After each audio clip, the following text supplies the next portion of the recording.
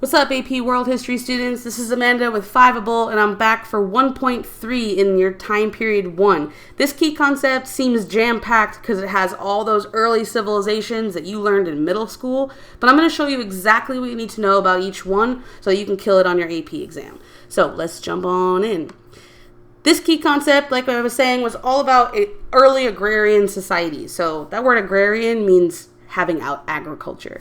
That's an important word that you should know.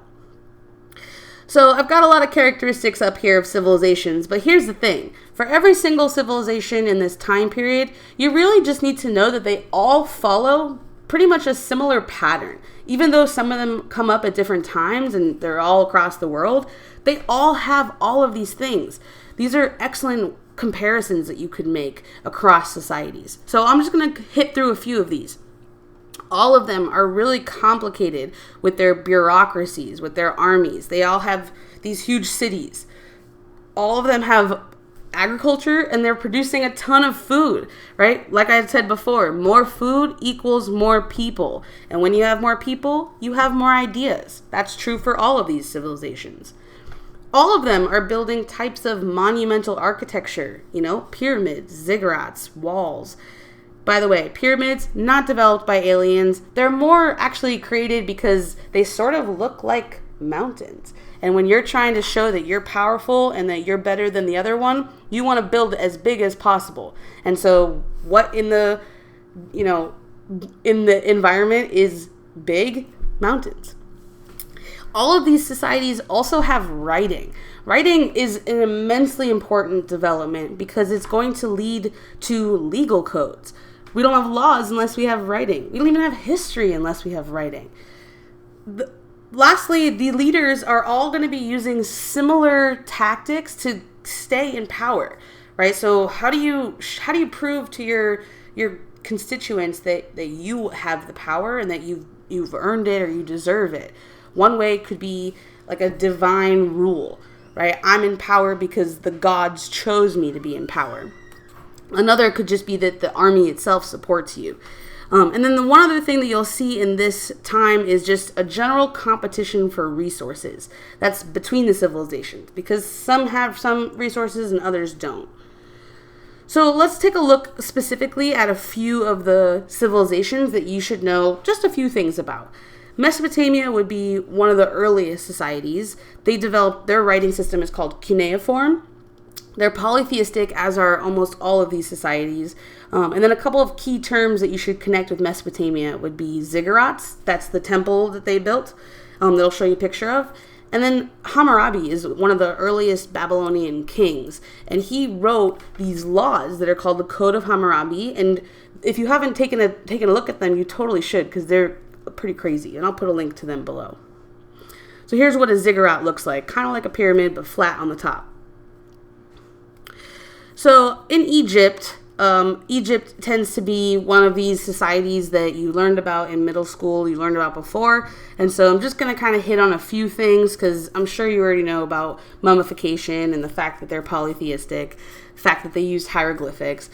So one other important thing would just be that social mobility was really difficult in Egypt. You're kind of born into one class and it's harder to move up. And the other thing would be that over time, Egypt exists for a really long time. And so the people who built the pyramids were really, really far away from like Cleopatra. So just know that Egypt exists over a huge span of time and just be careful when you make any types of comparisons to them. So in India, this is where you have the Indus River Valley civilizations. Who are they? They're nomads. They're settled in the Indus River Valley.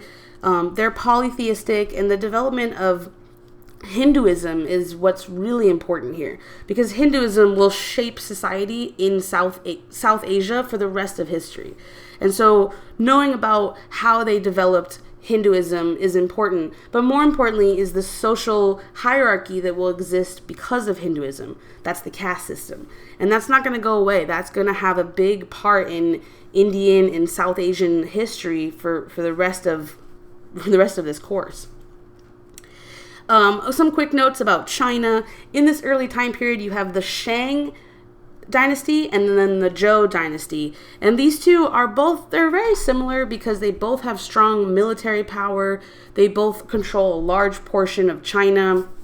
And they both are really kind of limited in their connections with other societies, although they do trade with other societies. One important thing here is the fact that the Zhou dynasty starts the mandate of heaven. That's a really important term to know. The mandate of heaven is essentially when you have the blessings from the gods, from the heavens, to be in power. So as long as your rulers are just, you deserve to be in power. And so it makes sense that the second dynasty here would develop it because they have to show why they're in power and not the Shang. So one last space in the world to kind of talk about is Mesoamerica. In this time period, you've got the Olmecs and you've got the Shavan, and you can even see that they are, relatively recent compared to like Egypt. Both relied on agriculture, including corn, beans, and squash. Both of them used irrigation and were polytheistic. The Olmecs are important because they really are the foundation for the future Mesoamerican societies like the Incas and the Aztecs and the Mayans. And so this is kind of where these come into play.